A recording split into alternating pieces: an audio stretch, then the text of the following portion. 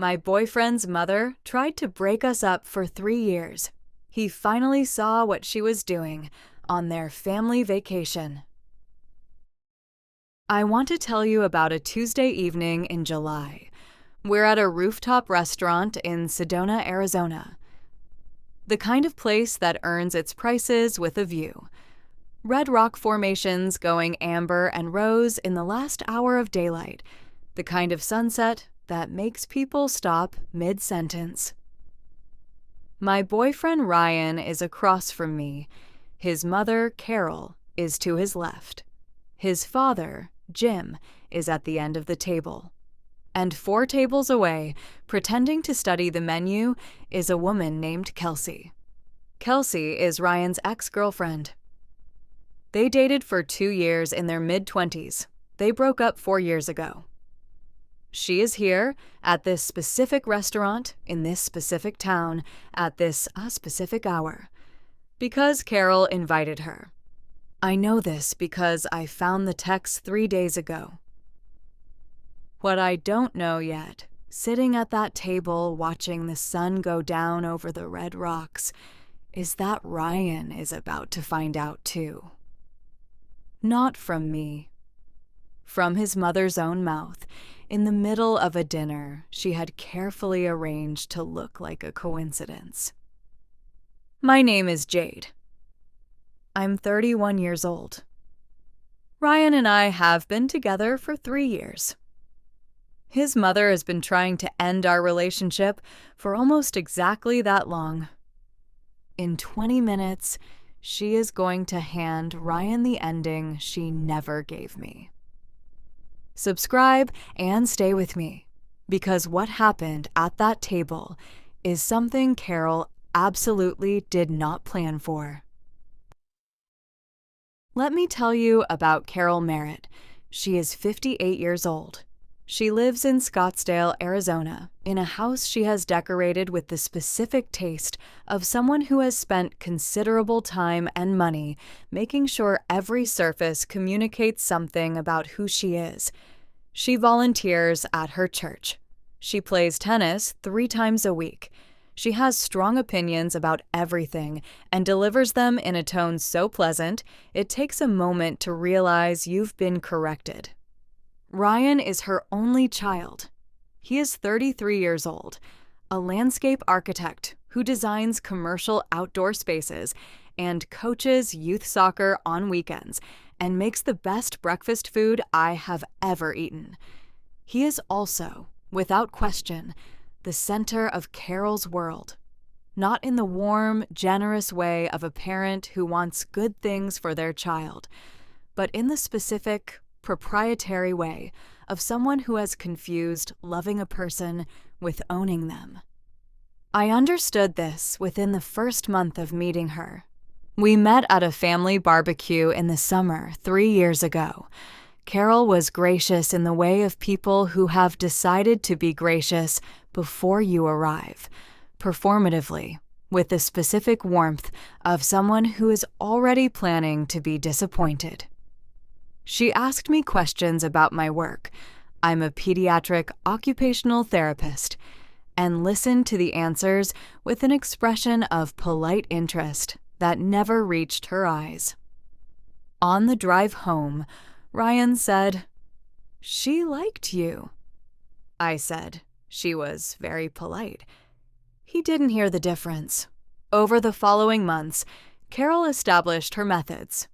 They were not dramatic. Drama was not her style. They were small and persistent, and deniable, the way the most effective interference always is. She called Ryan every day. Not unusual for a close parent, except that the calls consistently happened at times she knew we were together and consistently required his full attention. She made comments about my career, not critical exactly, just thoughtful. Pediatric therapy must be so draining. Does Jade ever worry about burnout? She invited Ryan to family events and mentioned my invitation only after Ryan had already committed. She remembered details about Kelsey, his ex, with a fondness that had no apparent function except to keep her present in conversation. Ryan was not oblivious. He was something harder to work with, genuinely believing his mother meant well. "She's just protective," he said more than once. "She'll come around." 3 years in, Carol had not come around. Drop a fire in the comments if you've ever been in a relationship where "she'll come around" lasted longer than it should have.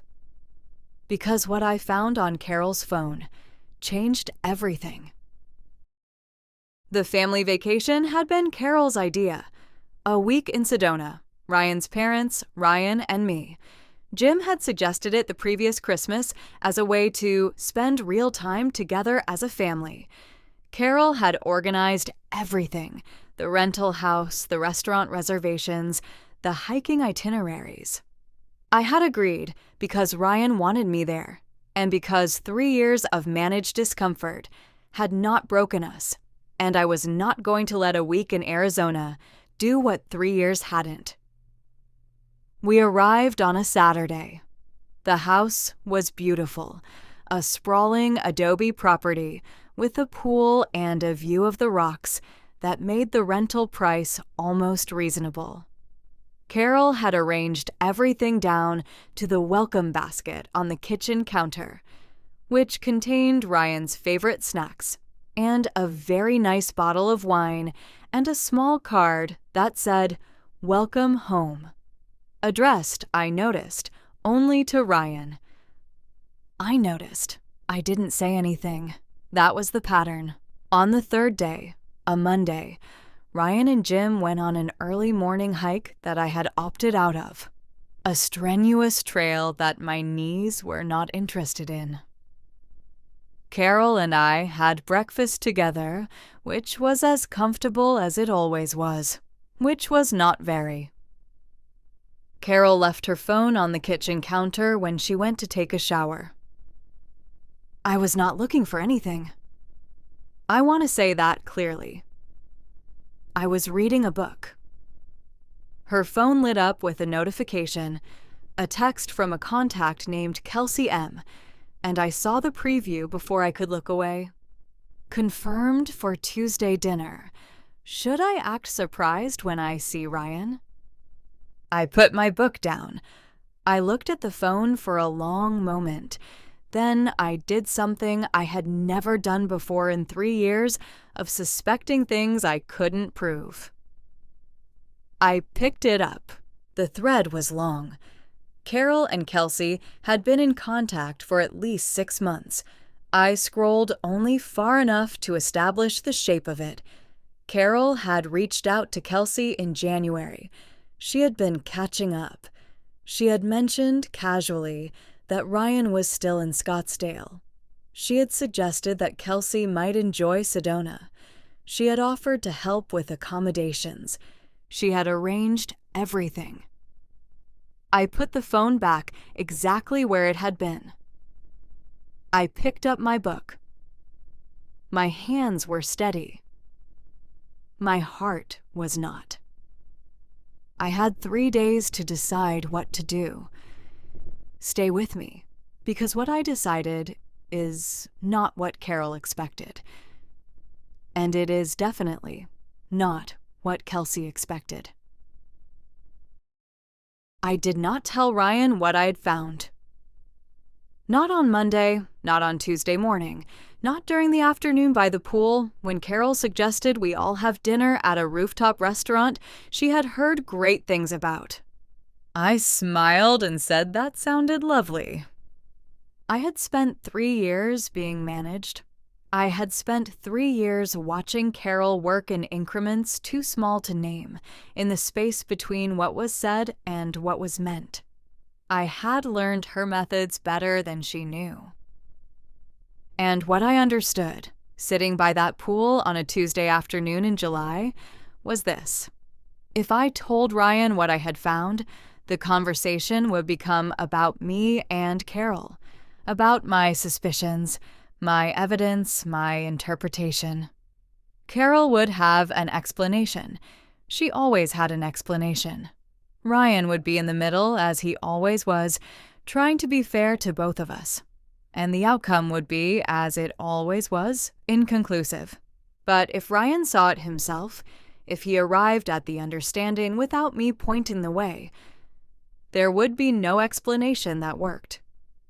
No version of events that required him to choose between his mother's account and mine. So I said the rooftop restaurant sounded lovely. And I got dressed for dinner. I want to be honest about what the next several hours felt like. Not triumphant. I was not enjoying this. Not angry, exactly, though the anger was there underneath everything else. What I felt most was tired, the specific exhaustion of someone who has been vigilant for a very long time and is about to find out whether all of it was worth it. We arrived at the restaurant at 7.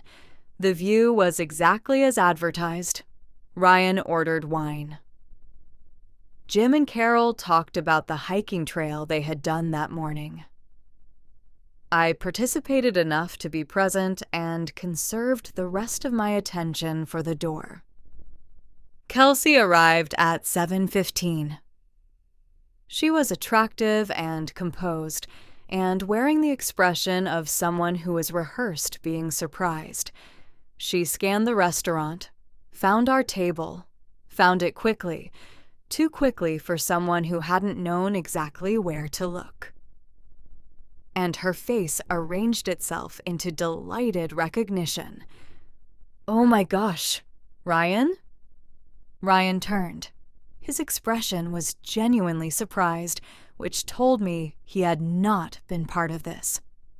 Whatever Carol had done, she had done it without him.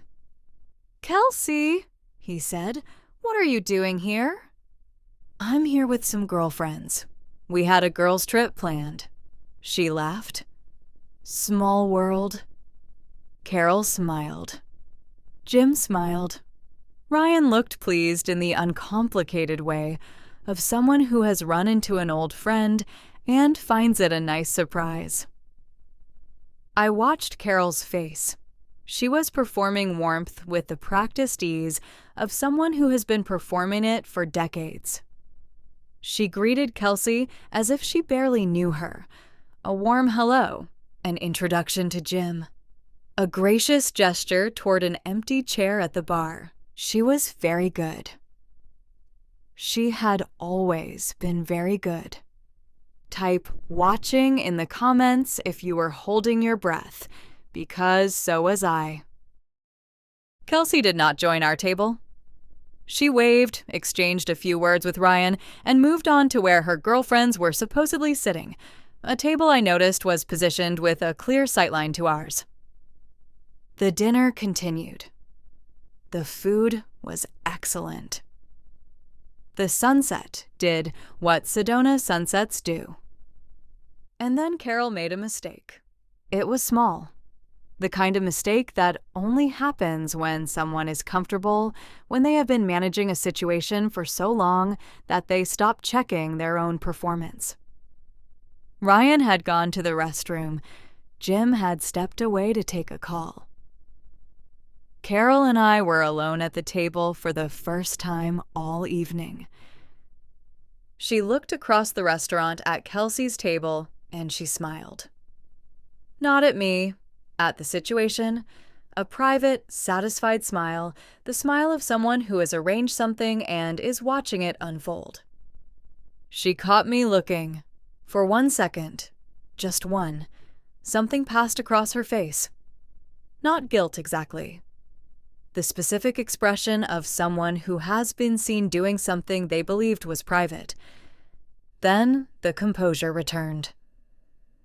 "Isn't it funny," she said, "running into people like that?" "Very funny," I said. Ryan came back to the table. Dessert menus arrived. The conversation moved on, but something had changed, because Ryan had come back to find his mother and his girlfriend sitting in a silence that had a quality to it. And Ryan, who was not oblivious, just slow to believe the worst of his mother, was paying attention. "Everything okay?" he asked, looking between us. "Fine," Carol said. "Fine," I said. He looked at me for a moment longer than the question required. He knew my fine from Carol's fine. He had learned, over 3 years, that they were different words. Later, after dessert, after we had returned to the rental house, and Jim had gone to bed, and Carol had retired with the satisfied energy of someone who had had a good evening, Ryan and I sat on the back patio. "Something happened at dinner," he said. It wasn't a question. I had decided, on the drive back, that I was going to tell him. "Not everything, not yet. Just enough." "Your mother knew Kelsey was going to be there," I said. He was quiet. "I saw a text on her phone on Monday. I wasn't looking for it.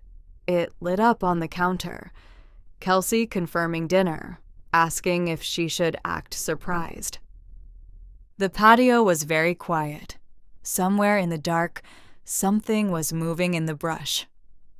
"Show me," he said. I handed him my phone. I had taken a photograph of the screen, not of the full thread, just the preview that had been visible without unlocking. The one message, the one that was enough. He read it twice. He set the phone down on the table between us. He looked at the dark outline of the rocks against the night sky for a long time. "I need to talk to her," he said. "I know," I said. "Tonight?" I thought about it. "Tomorrow morning," I said. "When everyone's rested. When it's just the 3 of us." He nodded. He reached across the table and took my hand. He held it without saying anything for a while. Then he said, "I'm sorry it took me this long to see it. Don't go anywhere, because that conversation the next morning..." That's where Carol finally ran out of explanations. Ryan knocked on his parents' bedroom door at 8 the next morning. He asked his mother to come to the kitchen. He waited until Jim had taken his coffee to the back patio before he began. I was at the kitchen table. Carol sat across from me. She had glanced at me when she came in, read something in my expression, and her face had arranged itself into the careful neutrality of someone preparing for a difficult conversation. Ryan placed my phone on the table. The photograph of the text was visible on the screen. "Can you explain this?" he said. Carol looked at the screen. She looked at Ryan. She looked at me with an expression that, for the first time in 3 years, contained something I had never seen there before. The understanding that this was not manageable. She tried anyway. That was Carol. She always tried.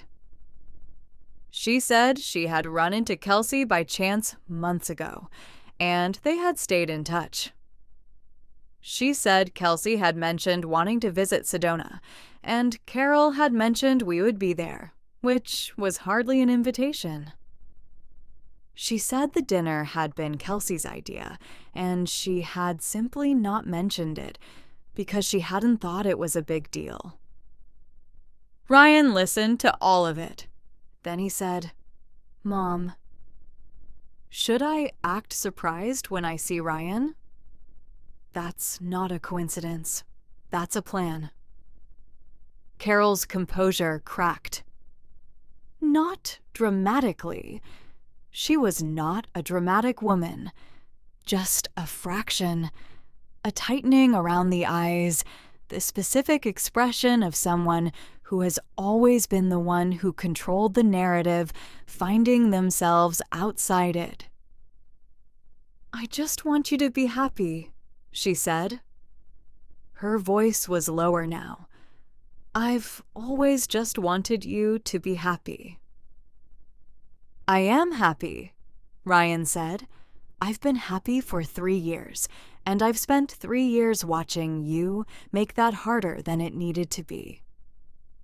"I haven't—" "You have."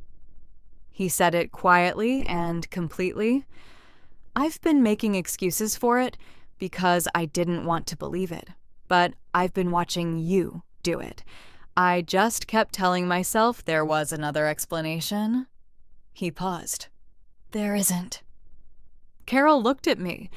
For a moment, I thought she was going to say something, an accusation, an appeal, some version of the conversation that redirected attention toward me.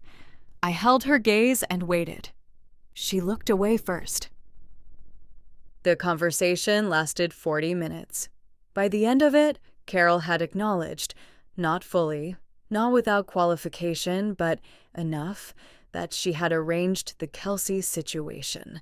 She had not apologized. I did not expect her to. That was not who she was. What she had done was run out of alternatives. We left Sedona a day early. The drive home was quiet.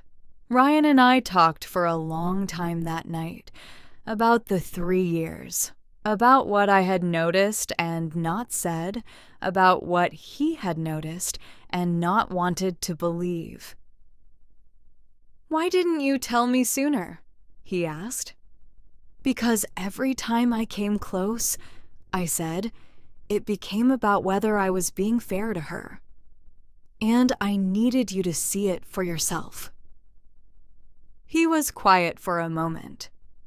That must have been exhausting. "Yes," I said. "It was?" Type yes, if you would have done the same thing, because holding that for 3 years cost me something. The months after Sedona were the most honest Ryan and his mother had ever had. Ryan initiated a series of conversations with Carol that I was not part of. That was his work to do, not mine, and I understood that clearly. What he told me afterward was that they were difficult and necessary, and that his mother, when pressed, had acknowledged more than she had in the kitchen in Sedona. She had not liked me from the beginning. Not because of anything I had done, but because I represented a version of Ryan's life that she was not at the center of. She had believed, and perhaps still believed, that she was acting in his best interest. She was not capable yet of understanding that her best interest and his best interest were not the same thing. Ryan told her he needed things to change. Specifically, the daily calls needed to become less frequent. The comments about my career or our relationship needed to stop. Future events needed to include me from the beginning, not as an afterthought. And Kelsey, or any other attempt to reintroduce an alternative, was completely off the table. Carol agreed. She did not agree happily. She agreed with the specific reluctance of someone who has run out of negotiating room. It was not a transformation. I want to be honest about that. Carol did not become a different person after Sedona. She became a more careful one, more aware that her methods were visible, more measured in how she deployed them. The warmth she performed was still performed. The acceptance she offered was still managed.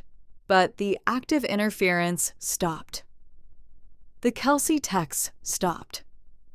The daily calls became every few days. The invitations to family events included me from the first conversation.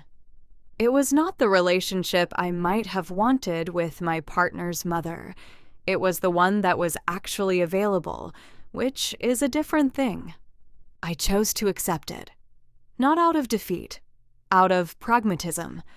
Carol was Ryan's mother, and she was going to be in our lives, and the version of her that existed after Sedona was livable in a way that the version before had not been. That was enough. It had to be. People ask me sometimes what I wish I had done differently. The honest answer is, not much. Not because the 3 years were easy, they weren't, but because the path I took produced the outcome that mattered. Ryan saw his mother's behavior clearly, in his own time, through his own eyes. That is more durable than anything I could have argued him into. What I want to say to anyone who is in a version of this, who is in a relationship with a partner whose parent is working quietly and persistently to end it, is this. Document. Not dramatically, not obsessively, but quietly. Keep track of what happens and when. Know the difference between a pattern and an incident, and be patient, not passively, not at the cost of your own dignity, but strategically. The person doing the work of interference eventually makes a mistake. Carol made hers on a Tuesday evening in July over a rooftop dinner she had spent months planning. I was there. I had been paying attention. I was ready. There is something specific I want to say about Ryan because his part of the story matters, and it is easy to be frustrated with him in the telling of it. Ryan was not complicit. He was not weak. He was a man who loved his mother and had been raised to give her the benefit of the doubt, and who extended that benefit longer than the evidence warranted because the alternative, believing that his mother was deliberately working against the person he loved, was genuinely painful to accept. When he accepted it, he acted. Completely and without equivocation. He did not ask me to be more patient or more understanding. He did not split the difference. He saw what his mother had done, and he named it clearly, and he told her it needed to stop. That is not a small thing. That is the thing that made everything else possible. If your partner sees it and acts, hold on to that. If your partner sees it and doesn't act, that is information too. Important information, the kind you deserve to have. Ryan proposed in October. 4 months after Sedona, on a Saturday morning in our kitchen while I was making coffee, which is exactly how I would have wanted it. I said yes before he finished the question. Carol came to the engagement dinner. She was gracious in the way she is always gracious, performatively, carefully, with the practiced warmth of someone who has decided this is the version of herself she is going to present. She hugged me. She said she was happy for us. I thanked her. I meant it in the way you mean something that is true, without being simple. Jim pulled me aside before dessert and said very quietly, "She's trying. I know it doesn't always look like enough, but she is trying." I told him I knew. I believed him. We are planning a wedding for next spring. Carol has opinions about the venue. I have opinions about the venue. Ryan, with the specific diplomatic skill of a man who has spent 33 years navigating his mother, is managing the distance between our opinions with more grace than I expected. We are going to be fine. Not because everything is resolved. It isn't, not completely. But because we are doing it honestly, which is the only way anything real gets built. The rooftop restaurant in Sedona has excellent reviews. 4.5 stars. People mention the view, the food, the way the rocks look at sunset.